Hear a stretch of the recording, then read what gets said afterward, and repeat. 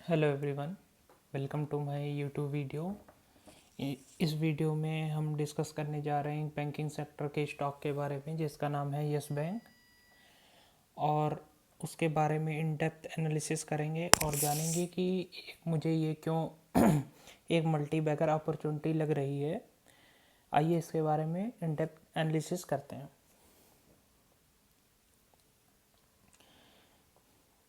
ये स्टॉक 2020 के आसपास अपने पीक से अच्छा खासा डाउन है, जो 90% ऑलमोस्ट अपना जो भी इन्वेस्टर का पैसा है उसने इसमें लूज़ किया है।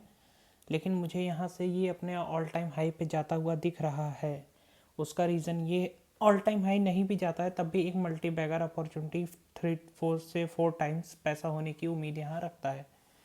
उसका रीज़न ये है क्योंकि जो इसका अभी इस समय करंट रेवेन्यू आ रहा है वो ऑल टाइम हाई है, और जो इसका प्रॉफिट अगर पिछले 2018 का देखें तो उसका हाफ से भी ज़्यादा है ऑलमोस्ट। लेकिन इधर जो इनका रेवेन्यू 2021 के 2020 में -16,000 करोड़ का था, वो इस समय बढ़ के 2,800 करोड़ का प्रॉफिट हो गया है। और इसमें जो नेट एनपीए है वो इस समय लोएस्ट एवर है। और आप जानते हैं कि आरबीआई ने रेट कट भी अनाउंस कर दिए हैं, जो कि जो इंटरेस्ट ये पे कर रहे हैं वो उसमें भी जो इनको हेल्प होगी और इनकी प्रॉफिटेबिलिटी और ज़्यादा बढ़ेगी और रेवेन्यू भी और ज़्यादा बढ़ने की उम्मीद है। और ये तो हो गए दो फैक्टर। तीसरा फैक्टर ये है कि रिटर्न ऑन एसेट इनका लगातार बढ़ रहा है, जो एक मेजर फैक्टर होता है किसी भी स्टॉक को मल्टी बैगर दिखाने के लिए। या इनकी फाइनेंशियल कंडीशन भी इम्प्रूव हो रही है, और स्टॉक पी भी अपने 25 के आसपास है। थोड़ा सा कॉस्टली है बैंकिंग सेक्टर के लिए, लेकिन ऑलमोस्ट ठीक है, कोई बहुत ज़्यादा ओवर वैल्यू भी नहीं है ना बहुत ज़्यादा है। जो स्टॉक अपने 200 डीएमए के ऊपर भी ये कर रहा है, रेंज में चल रहा है, और अपने पी रेशियो के मीडियन से नीचे ही है, जो कि एक 40-45 होना चाहिए। पी भी इसका बहुत ज़्यादा नहीं है। जो कि मुझे एक और जो सबसे ज़्यादा इम्पॉर्टेंट फैक्टर ये लगा कि इसका net NPA lowest ever net NPA है, जो कंपेयर करें अगर किसी और भी बैंक से या कोटक महिंद्रा बैंक से या एचडीएफसी बैंक से, तो सबसे कम है। और उसके बाद सबसे बड़ी चीज़ जो इसमें है, इसमें एफआई ने सितंबर क्वार्टर में अपनी होल्डिंग सबसे ज़्यादा बढ़ा दी है, जो 24.95% से 44.95% है, यानी कि 20% के आसपास इन्होंने अपनी हिस्सेदारी बढ़ा दी है। और डीआई ने यहाँ सेल किया है अपना स्टेक, और एफआई से भी थोड़ा परसेंट, मतलब 50% के आसपास इन्होंने सेल किया हुआ है अपना स्टेक। अब देखते हैं कि एफआई में ये जो सुमिटोमो मित्सुई बैंकिंग कॉरपोरेशन जो है, मैं प्रोनाउंस नहीं कर पा रहा हूँ, लेकिन जो ये कॉरपोरेशन है इसके बारे में अगर हम सर्च करते हैं तो ये एक जैपनीज़ बेस्ड मतलब बैंकिंग कॉरपोरेशन है, जो इसमें एक एफआई और एक बोर्ड ऑफ डायरेक्टर के तौर पे अब बैठेगी और इसको संभालेगी। जो इसका जिसके बारे में हम देख सकते हैं कि ये ग्लोबल रीच है, 40 कंट्रीज़ में ऑपरेट करती है कंपनी। और इसमें और इसके बारे में देखते हैं तो इसकी 463 ब्रांचेस है 2019 तक में। और इसके बारे में आप गूगल करके इसके बारे में आप पढ़ सकते हो कि ये बैंकिंग कॉरपोरेशन क्या करता है और इन्वेस्टमेंट क्या कराता है।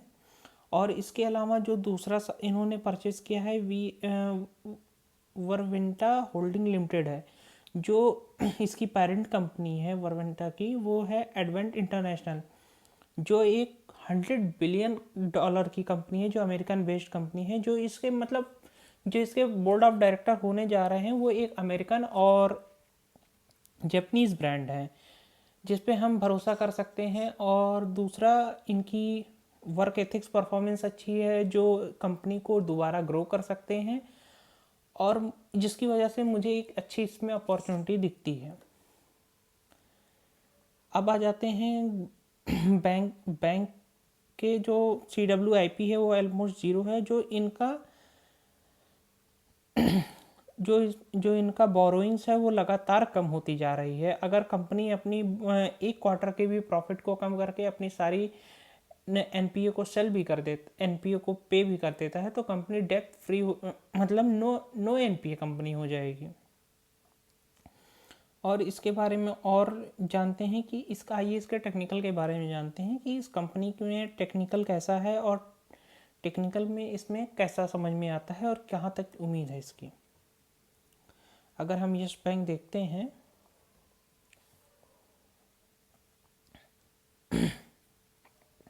पहले सारे इंडिकेटर हटाते हैं। जो हम देखते हैं पहले वीकली और फिर डेली और फिर मंथली पॉइंट ऑफ व्यू से कि कहाँ से कहाँ तक देखते हैं। पहले सारे इंडिकेटर हटा के सारे चार्ट को रिमूव कर देते हैं।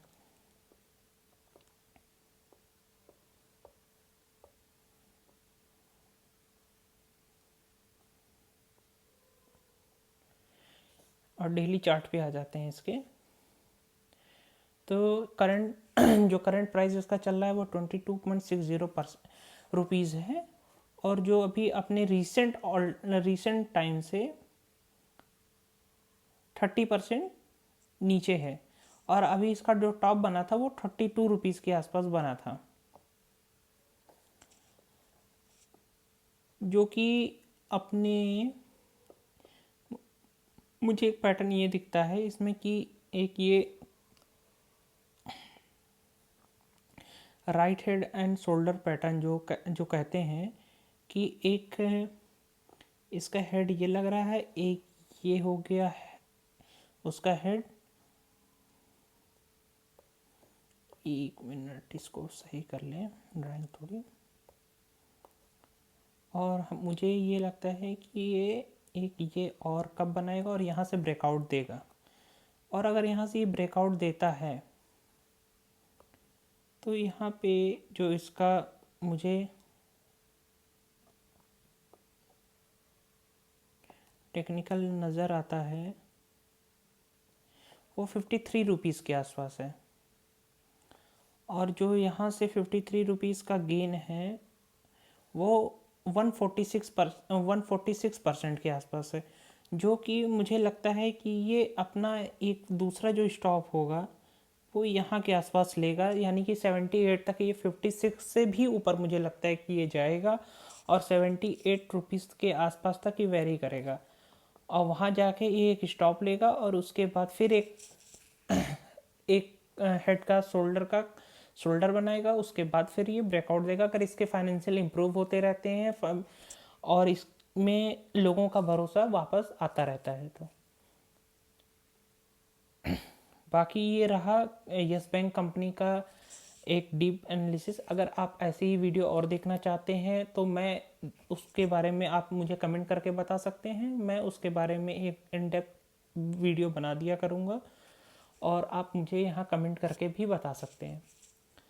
मैं अभी सीख रहा हूँ कि कैसे वीडियो बनाना चाहिए और धीरे धीरे सारी चीज़ों में इम्प्रूवमेंट भी करूँगा अपने समझाने के तरीके में, बाकी चीज़ों में। अगर आपको कुछ भी ऐसा लगता है तो आप मुझे कमेंट करके मुझे बता सकते हैं कि मैं किस चीज़ पे अपने ध्यान दूँ। और